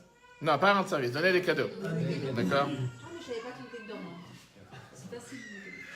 Facile, on a dit qu'il y a une personne qui a dit que c'est facile et aucune personne qui a dit que c'est difficile. Hein? À vrai dire, moi je dirais facile. Toi, tu étais la seule. Tu étais la seule. La seule, d'accord? C'est facile, toi, cadeau aussi. Qu'est-ce que vous avez dit? Des thèses de recevoir des cadeaux? Non. Mon mari, ça me saoule d'aller faire les courses. D'accord. C'est vrai que carte bleue, on dit que c'est l'acronyme du mot Shalom Bayit. J'ai pas entendu. Carte bleue, c'est l'acronyme de Shalom Bayit. D'accord, vous ne connaissez pas? Ouais, c'est vrai. Le problème, c'est que c'est la carte de qui? C'est... Mais concrètement parlant, pourquoi les gens disent que c'est tellement facile? Que c'est facile. Est-ce que tu achètes une personne avec un cadeau? Quelle est l'idée derrière donner un cadeau? Se faire plaisir soi-même. Non. Mais oui. Tu viens de dire ce qu'il fallait pas dire, mais tu as bien dit. Non, mais c'est ça quelque part. De te faire Ça plaisir ou me de faire lui... plaisir de te faire plaisir. Ça me fait plaisir de te faire plaisir. Mais est-ce que la personne a vraiment plaisir du fait que tu t'es fait La plaisir? facilité de. Oui, il faut lui expliquer. C'est la facilité. C'est la facilité de. La facilité de quoi? Que une fois que tu t'es énervé avec ta femme aujourd'hui toute la journée, toute la semaine, et tu ne le parles plus pendant 1 semaine, tu te dis comment je vais essayer de rattraper le tir. Par ça, j'ai acheté un cadeau. Et comme ça, tu penses que tu as sauvé l'affaire. Et c'est ce que beaucoup de gens pensent. Le fait que j'ai acheté un cadeau, automatiquement, j'ai changé. Parce qu'elle va s'intéresser au cadeau, elle va oublier le problème. Mais S'en fout du cadeau. Tu vois bien que la personne qui a dit que c'est facile à faire des cadeaux. Et est-ce qu'il y a un cadeau vraiment? Qu'est-ce qui se cache derrière le cadeau? Un Une malaise. preuve d'amour, un malaise. Ah oui, c'est la même chose. On a des gens bipolaires ici. Non, mais Un c'est la même malaise. chose. Un malaise de qui? Bon, malaise. Un Mal-être. C'est ça que t'as dit? malaise. Un malaise. Un malaise, ça cache un malaise, quelque chose. Un malaise. Ça cache quelque chose. Le fait de donner un cadeau, ça cache quelque chose. Interpréter. Il y en a qui ça fait vraiment plaisir. Ouais. D'autres qui disent il fait parce qu'il a quelque chose à faire pas bon. Ah oui, Ok, faisons le tour rapide. Qu'est-ce que tu dis? C'est quoi un cadeau? Qu'est-ce qui se cache derrière donner un cadeau? C'est pour la situation. Non, c'est quoi son tour en face? c'est de comprendre ce que veut l'autre. Essayer de comprendre ce que veut l'autre, et c'est pour ça que tu donnes un cadeau à l'autre. Non, mais c'est une façon de montrer. Mais il faut cibler le cadeau. Une intention. Peu importe l'attention. C'est dire à l'autre, j'ai pensé à toi. J'ai pensé à toi. Et pour ça, j'ai cherché à me faire plaisir. Non, Ce qu'il a Moi, dit je tout à parlais l'heure. pour les enfants. Ah non, on est en train de parler du couple. Non, mais. D'accord. non, mais Tu te rattrapes, c'est bien. Non, mais... Non, Il n'y a pas de souci. Qu'est-ce que tu... T'as raison, il vaut mieux dire parce que des fois. Vas-y, qu'est-ce que tu dis à côté? C'est une soirée embrouille ici. Hein. C'est quoi? C'est en nuance. Ça peut être- On l'a vu, nous. Hein. On l'a vu. Qu'est-ce qu'on cherche avec le cadeau? On va tous poser notre téléphone. Avec le cadeau, ça dépend de plein de situations. Ça peut être faire plaisir, comme ça, de se faire Non, pardonner. mais un cadeau à sa femme, il vous parlait du cadeau Ça- à sa femme. Oui. Sa femme, il a pas de raison. Je crois pas qu'on puisse Cadeau à tirer sa une femme ou règle. cadeau à son mari? Moi, je crois pas qu'on puisse tirer une règle. Qu'est-ce qu'on fait quand on offre un cadeau et tirer des conclusions sur une règle qui est déjà dans On discute. D'accord, et tu dis que t'as que 4 mois de... Tu dis que t'as que 4 mois de mariage. Ça change rien. Ça change, oui. Ok, on verra dans un... On peut pas tirer une règle de 1000 nuances et avec cette règle tirer des conclusions. Il y a une base qui reste très. La Gemara te dit une phrase, la Gemara te donne une phrase pourquoi quelqu'un il va offrir un cadeau à une autre personne. La Gemara te dit la phrase suivante. Si jamais tu n'aurais pas fait plaisir à l'autre, il ne t'aurait pas donné un cadeau. La Gemara te dit la phrase que si jamais tu n'aurais pas fait plaisir à la personne, il n'aurait pas cherché à te donner un cadeau. C'est comme une rétribution. Un cadeau, c'est pas un salaire. La récompense. On peut dire, la Gemara te dit que quelqu'un il te donne un cadeau parce que tu lui as fait plaisir. Si tu ne l'as pas fait plaisir, il ne cherche pas. Ça, c'est ce que la Gemara dit. Mais la question que j'ai, c'est est-ce que c'est la définition que tout le monde a? La Gemara te dit que tu donnes un cadeau. La Gemara te dit que si tu fais plaisir à une personne, c'est pour ça qu'il te donne un cadeau. En deux mots, si tu n'aurais pas fait plaisir à la personne, Mais ça, c'est un cadeau de remerciement. alors voilà, maintenant on rentre dans les détails, parce que tout à l'heure il a dit qu'il n'y a pas de règle, il n'y a pas forcément une obligation de... Et moi je dis, est-ce que c'est ce que les gens ils cherchent aujourd'hui quand ils donnent un cadeau? Forcément parce que la personne lui a fait plaisir. Ou le contraire, comme on l'a dit tout à l'heure, le fait que quelqu'un, malheureusement, des fois, il n'y a pas une bonne entente, il n'y a pas une bonne atmosphère, et il veut rattraper le fait qu'il y a une mauvaise atmosphère, pour ça il va donner un cadeau. D'accord? Regarde donc comment Dieu il attend de nous, et quel cadeau Dieu il attend de nous. Et quelle leçon Dieu nous donne à nous par rapport au couple. Il y avait des dizaines de sortes de sacrifices qu'on avait l'habitude d'amener dans le temple. Des différents noms de sacrifices qu'on avait dans le temple. Mais la Torah, elle voulait qu'il y avait un sacrifice qui s'appelle un sacrifice quotidien. Le sacrifice quotidien s'appelait le sacrifice mincha. Mincha qui veut dire un cadeau. Pas la prière de mincha, mincha qui était aussi le cadeau qu'on avait l'habitude d'amener, le korban mincha. Dieu, dans sa perfection, il voulait recevoir des cadeaux. Dieu, il attendait de recevoir des cadeaux de chacun d'entre nous. Quel était ce cadeau? Quel était ce cadeau de mincha qu'on avait l'habitude de donner dans le temple? Ce n'était pas forcément un cadeau qui était grandiose, une vache, un mouton, 2 animaux, 3 animaux. C'était plutôt un cadeau qui était le plus simple sur terre. C'était de la farine. C'est des choses vraiment basiques, des choses banales. Quand la Torah, elle parle par rapport au sacrifice de mincha, la Torah te donne une phrase qu'elle n'a pas employée dans tous les autres sacrifices qu'on a amenés dans le temple. Quand elle parle des sacrifices de mincha, elle te dit « Nefesh qui t'acrive ». Une âme, une personne, quand elle va amener un cadeau. Vient Rashi, commentateur du Chumash, et te dit la chose suivante. Lo ne'emar nefesh b'chol korbanot nedava. Ça n'a pas été écrit le mot nefesh dans tous les types de cadeaux qu'on peut donner. Elle a mincha seulement dans le sacrifice de mincha. Pourquoi? Midarkol et nadav mincha. Qui c'est qui a l'habitude de donner un tel sacrifice? Ani, un pauvre. Amar HaKadosh Baruch Hu, Dieu il dit, Ma'ale ani alav keilu ikriv nafsho. Quelqu'un qui a amené un tel cadeau qui valait rien. C'était vraiment de la farine, c'était quelque chose qui coûtait vraiment rien de rien. Je considère comme s'il a amené son âme. Quel enseignement la Torah veut nous faire passer par là? Le point n'est pas combien on donne, qu'est-ce qu'on donne, mais est-ce qu'on a donné. Savoir donner. C'est pas la grandeur du cadeau, c'est pas la taille du cadeau, c'est pas la valeur du cadeau. On n'a pas dit maintenant qu'il faut donner des cadeaux, des jeux en plastique. Mais la réalité, elle est que la Torah te dit que ce que tu fais passer comme message à travers le cadeau, c'est que tu as pensé à l'autre. Pas que tu essaies de te racheter, pas que tu essaies de racheter une bêtise, de te racheter une erreur ou une mauvaise parole, ou après tu as insulté une personne pendant une semaine, tu vas acheter un cadeau pour pardonner, c'est pas ça le but du cadeau. Le but du cadeau que la Torah elle attendait, c'est exactement la même notion qu'on a avec la tzedaka, le maaser. Dieu n'attend pas de toi de donner 100% de ce que tu gagnes. Mais Dieu veut que tu montres que tu penses à Dieu, que tu es présent pour la personne, que tu es présent pour l'autre, exactement la même chose dans le couple. Ça, c'est le but du cadeau. Et le but du cadeau, c'est de montrer comme quoi je pense à toi. Je suis présent pour toi. J'ai pensé à toi, même si c'est des choses les plus banales et plus simples, mais j'ai pensé à toi. Pas attendre l'occasion qui fait que c'est la norme, puisque c'est le jour du mariage, ou puisque c'est le jour d'anniversaire, ou puisque c'est une fête, pour ça que je vais amener un cadeau. Maintenant, on arrive Hanouka la semaine prochaine, tous les enfants vont recevoir des cadeaux. Et qu'est-ce qu'il y a de mal si tu vas donner à un enfant un cadeau un mardi après-midi, en pleine semaine ou en pleine année, c'est pas Hanouka, parce que tu as décidé que cet enfant il mérite un cadeau. Il faut qu'il y ait une occasion pour, et s'il n'y a pas d'occasion pour. Peut-être que le cadeau qu'il va recevoir un mardi après-midi, qui n'est pas une occasion dans laquelle il attend recevoir un cadeau, ça va le toucher beaucoup plus que de toute façon, ça fait 1 an qu'il sait que Hanouka, il aura un cadeau. Et je vous dis, testez, vous allez voir, c'est vrai. Combien d'enfants qui vont... Tu attends le cadeau? Non, je demande de me rendre. Elle me rend la paire de chaussures de la semaine dernière. D'accord. Combien de gens, et c'est malheureux, mais c'est vrai, combien de gens ils vont faire les choses parce que c'est la norme, parce que tout le monde fait, il faut le faire. C'est Hanouka, il faut donner des cadeaux. C'est telle fête, il faut donner des cadeaux. Et les enfants, ils le savent. Est-ce qu'un enfant, il se sent tellement. Il sait très bien, c'est Hanouka, c'est normal, j'ai reçu. Je mérite, que je mérite pas, c'est Hanouka, je reçois. Et qu'est-ce que tu vas lui donner un mois plus tôt ou un mois plus tard?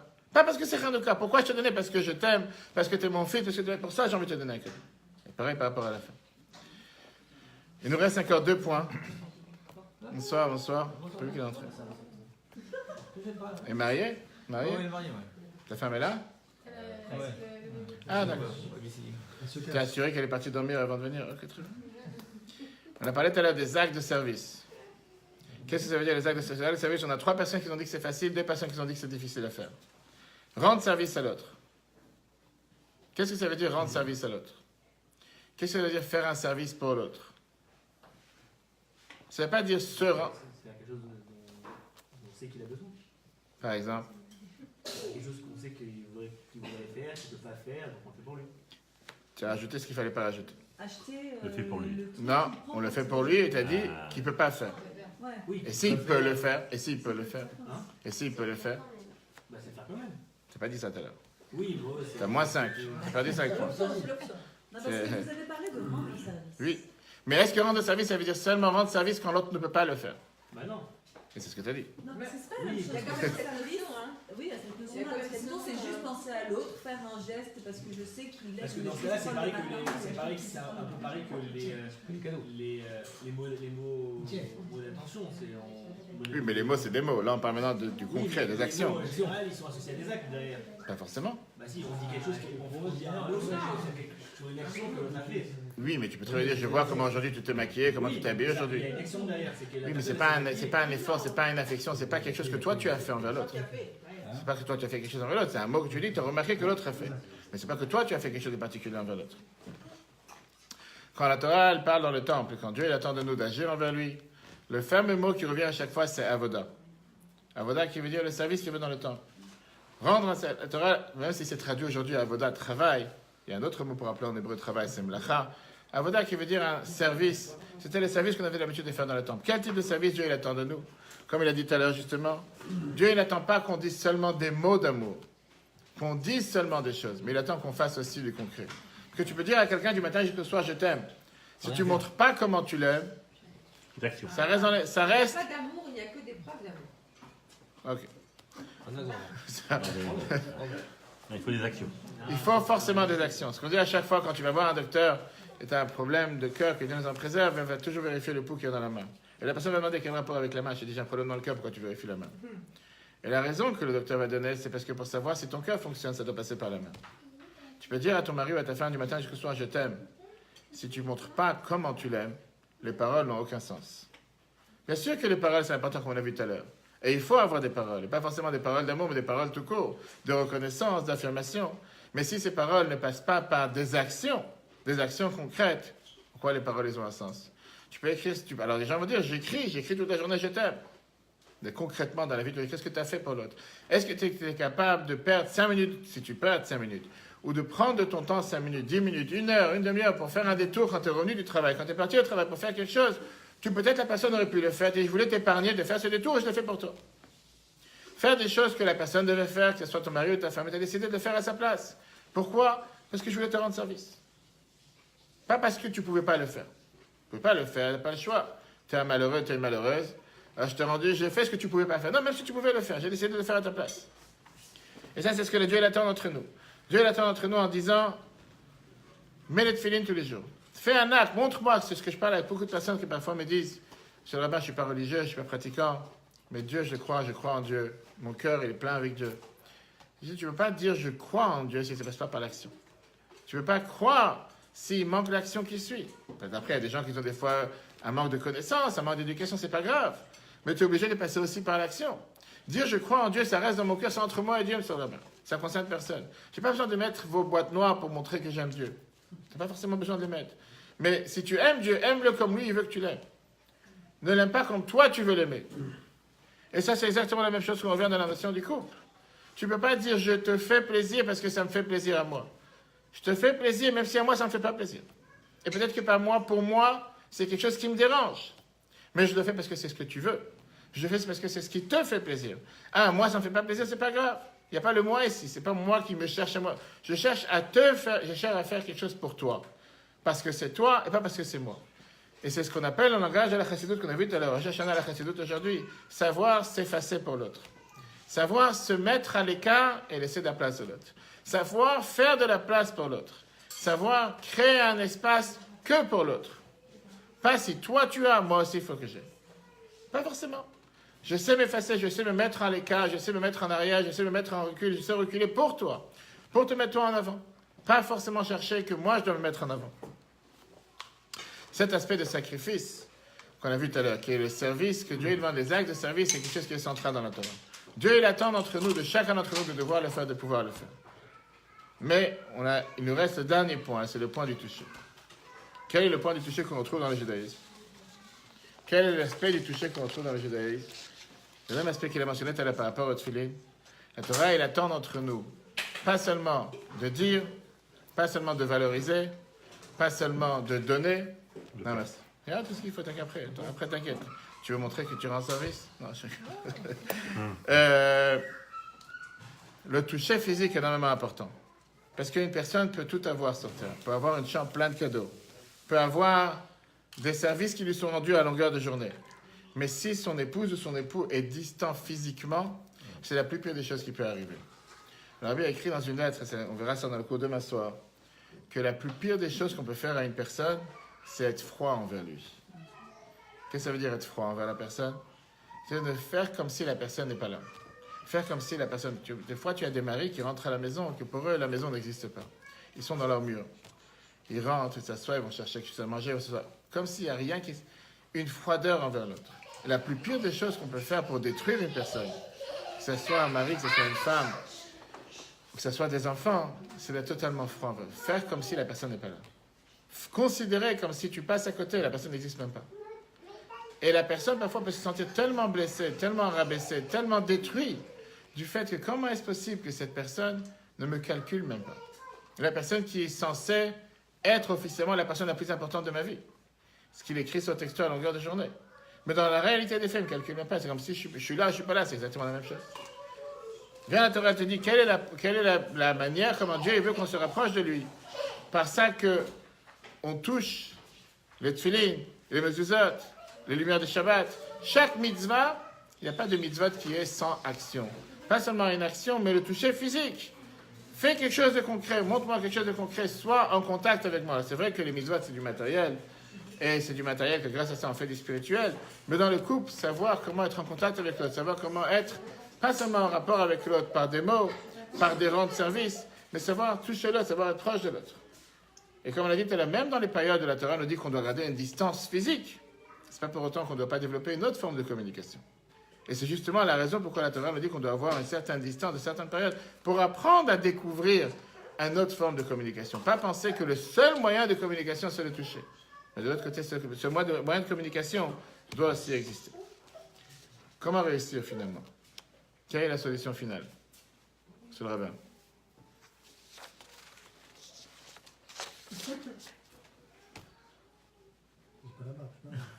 Pas là-bas, comment réussir? Si on veut faire une synthèse de tout ce qu'on vient de voir.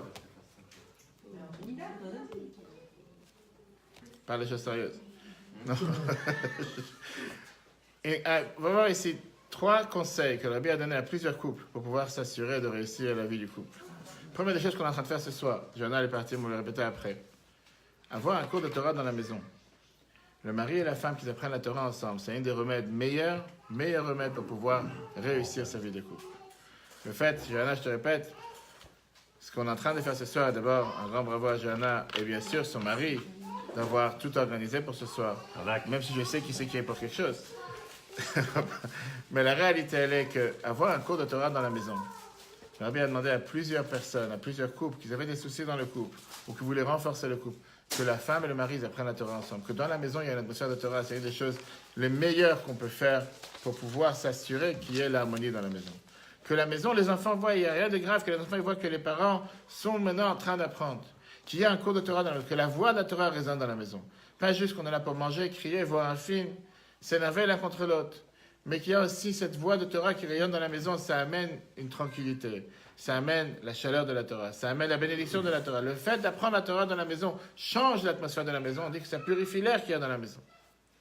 Un mari a écrit une fois au Rabbi la phrase suivante, et ça c'est pour les hommes, que sa femme elle a tel et tel et tel problème, et il n'arrive pas à s'en sortir avec elle, il n'arrive pas à trouver l'harmonie avec sa femme, et il se demande est-ce qu'il n'est pas temps de chercher ailleurs. Comme malheureusement aujourd'hui c'est devenu la mode, malheureusement, que tellement de jeunes couples après le mariage, 5 mois, 6 mois, 1 an, 2 ans, ils se disent on n'a pas fait le bon choix, on va chercher ailleurs. La Bible a répondu, écoutez, 2 réponses, et ça concerne particulièrement certaines personnes qui sont assises ici. Première réponse, la Bible dit je te demande de surpasser tes émotions en rapport avec ta femme, même si tu penses que tu as 100% raison. Je lis le texte, il y a Avor al Midota, si vous comprenez l'hébreu, surpasser tes émotions, tes sentiments, beyachasav imishto, le rapport avec ta femme, afilu im le daato utzodek mea achuz, même si tu penses que tu as raison à 100%. C'est rare, en général, il n'y a jamais quelqu'un qui a raison à 100%. Au bedar kenoam, le Rabbi dit, avec gentillesse, sauf yishrei shalom, finalement la paix va régner dans votre couple. Et quand il y aura la paix dans le couple, bemei la gama simcha va parnasa b'meonam, il y aura la joie et il y aura la parnasa.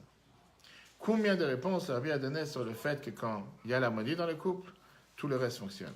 Il y a la joie du couple, il y a la parnassa qui arrive. L'Agmara nous dit qu'un mari peut avoir une parnassa convenable seulement par ça qu'il fait attention à l'honneur de sa femme. Seulement par ça qu'il respecte sa femme. Torah considère qu'on a une énorme responsabilité, nous les hommes, à s'inquiéter pour le bien-être de notre femme, si on veut avoir la parnassa correctement. Un est lié à l'autre. Cette personne travaille tard le soir au bureau. Ça, j'ai dit là, ça concerne certaines personnes. Deuxième point, la Bible dit, Ein nachon, c'est pas juste que tu travailles. Alors lui, il ne travaille pas seulement tard, il travaille toute la nuit. Je l'ai dit plusieurs fois, c'est pas quelque chose que tu dois faire. Je suis sûr que tu peux arranger ton travail de manière différente, même si à cause de ça, tu vas gagner quelques dollars en moins.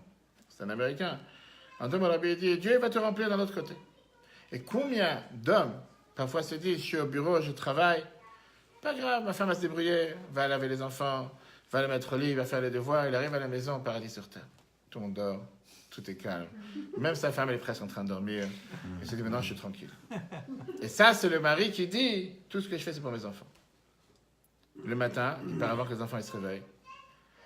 Quand les enfants se lèvent au milieu de la nuit, heureusement que ma femme est là pour se réveiller. Et les enfants, ça tourne comme ça jour après jour, et ils ne savent pas de quel père ils ont. Peut-être vendredi soir. Vendredi soir, elle arrive à table, elle est totalement fatiguée, elle est crevée de tout le travail de la semaine. C'est les nerfs, c'est les cris, c'est des insultes. À ce moment-là, ce mari, quand il regarde quelques années plus tard, il dit, mais je ne comprends pas, j'ai vu mon fils, il est né, j'ai vu ma fille, elle est née, aujourd'hui, elle a 5 ans, 10 ans, 13 ans. Et quand tu réfléchis un instant, tu dis, est-ce que tu n'as pas sacrifié la vie de tes enfants, la vie de ta femme, la vie de couple pour le travail? Combien de gens aujourd'hui font cette erreur de se dire, on a eu un enfant, Dieu, grâce à Dieu, nous a donné un enfant. On va attendre finalement, d'ici 2-3 semaines, je vais le jeter avec une nounou, pour pas dire autre chose. Et après, on va récupérer, et que cet enfant n'a jamais développé un contact, un rapport proche, serein avec ses parents, au moins les premières années de sa vie. Je parlais avec un couple qui a eu un enfant la semaine dernière, et le mari me disait, quelle galère. C'est la phrase qu'il m'a dit. Hein. Il me dit, non, sa femme elle a accouché cette semaine, pardon. Sa femme elle a accouché cette semaine, je vais aller la voir si Dieu veut demain à l'hôpital. Et le mari, il a 2 enfants, je crois 2 enfants ou 3 enfants à gérer à la maison, si on peut dire. C'est pas qu'il est là toute la journée, il travaille. Il a quelqu'un qui s'occupe des enfants, qui les amène à l'école, qui les ramène. Mais le soir, il doit s'occuper de ces 2 malheureux, je sais pas, certainement enfants qu'il a trouvés dans la rue, il sait pas d'où ils sortent. Et je lui dis, alors t'es heureux que t'as eu un enfant? Il fait, Baruch Hashem, grâce à Dieu, je suis heureux, tout s'est bien passé, ta femme elle a accouché, l'enfant il est en bonne santé. Bah, grâce à Dieu, on doit devoir de remercier Dieu. Il fait, mais quelle galère à la maison, mais je fais, c'est maintenant que tu te rends compte qu'est-ce que ta femme elle fait tous les jours. C'est maintenant que tu te rends compte qu'est-ce que ta femme elle passe tous les jours. Je sais pourquoi tu dis c'est quelle galère, c'est tes enfants. Qui tu veux qu'ils s'occupent d'eux si c'est pas toi? Tu as le bonheur aujourd'hui, pas seulement d'apprécier, de remarquer les efforts que ta femme elle fait tous les jours, mais peut-être prendre conscience que tu es tellement dans ton travail, tu es tellement dans ton cabinet, tu es tellement dans tes... que tu es même pas en train de réaliser que tes enfants grandissent à un pas énormément vite, énormément rapide. Et que hier ils avaient 1 an, et aujourd'hui ils ont 5 ans, et demain ils auront 10 ans. Et où tu étais pour eux? Finalement, Dieu il a fait en sorte que ta femme elle a eu un enfant, que tu as 3 jours, 4 jours, cet enfant avec toi jusqu'à qu'il sorte d'hôpital, et tu oses dire quelle galère. Et je veux dire, on peut rigoler, mais malheureusement, c'est ce que beaucoup de gens se disent. Finalement, que les choses se passent. Ou bien ils attendent que les enfants grandissent. Bien sûr, je vais lui préparer la bar mitzvah, je vais penser 10 ans avant. Je vais lui préparer la coupe des jeux, je vais lui préparer la bat mitzvah. Mais il n'y a pas que la bat mitzvah, bar mitzvah et coupe des jeux. Il y a tellement d'autres moyens et d'autres manières d'être ensemble avec nos enfants. tous les jours, toutes les semaines, chaque mois, chaque occasion, et pas forcément penser qu'il y a un grand événement, je vais être présent. Dernière réponse, et ça revient à la réponse qu'on a dit tout à l'heure. Une femme qui s'est plaint au rabbi. Et c'est une femme qui s'est plaint au rabbi en disant que malheureusement elle a des manques de paix dans le couple. Et que l'harmonie dans le couple descend. Et elle ne sait pas exactement comment faire pour renforcer cette harmonie. Comment faire en sorte que la situation s'arrange. Il y a des centaines de réponses au palais des heures, mais j'ai choisi juste 2-3 réponses ce soir. En rapport avec ce qu'on est en train de faire ce soir. Et cette femme qui dit, je pense que moi j'ai pas besoin d'apprendre. Mon mari il a le devoir d'apprendre la Torah, lui il doit aller à des cours, moi je dois aller à des cours, moi j'ai la maison, moi j'ai... Le rabbi était celui qui a défendu les femmes, de manière à les mettre à part égale ensemble avec les hommes. 50-50. Le rabbi était contre l'idée de penser et de dire qu'une femme est 20% et le mari 80%.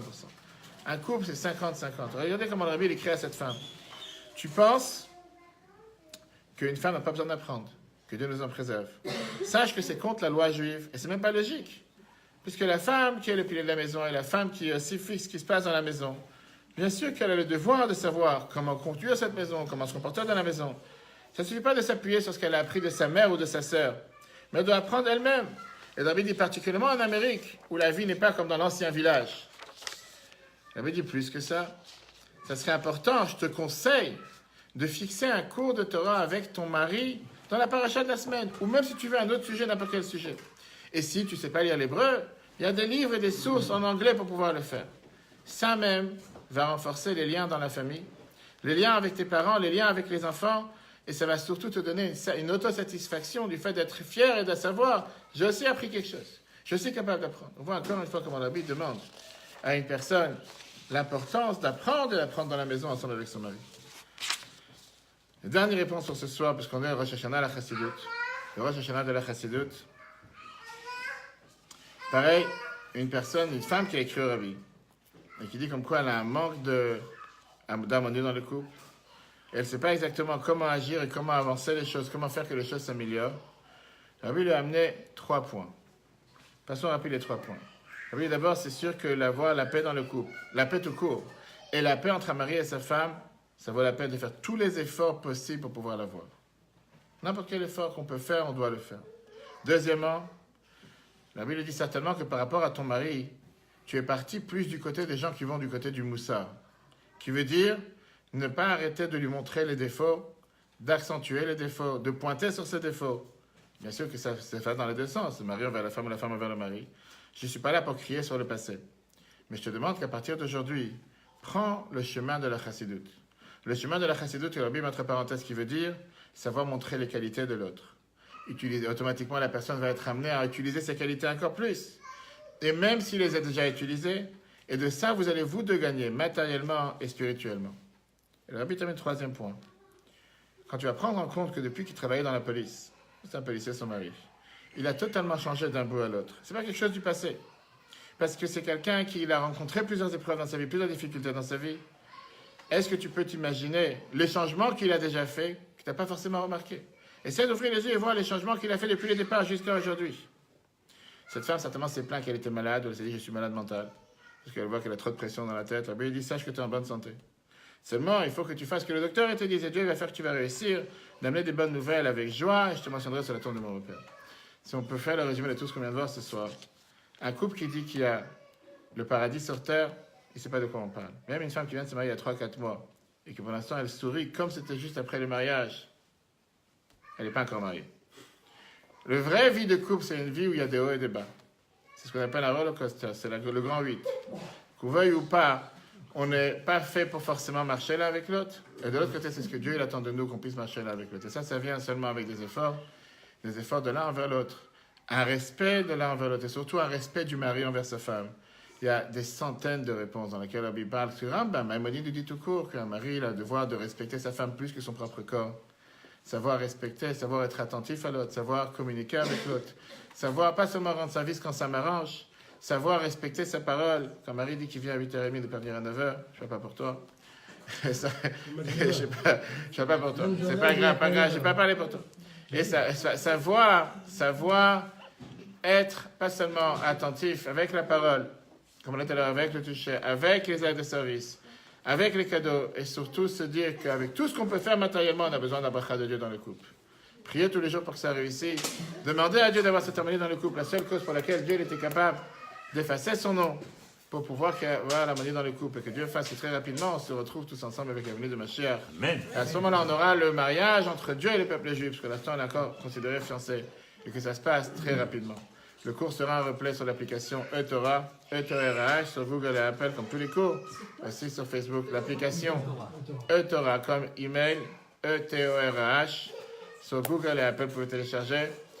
Et que Dieu fasse qu'on puisse se voir qu'il y ait des occasions joyeuses, et que tout le monde ait un très très joyeux Hanouka. Rappelez-vous ce qu'on a été là, pas forcément acheter des cadeaux pour Hanouka, on peut les faire même avant ou même après. Très bonne soirée à tous, ça c'était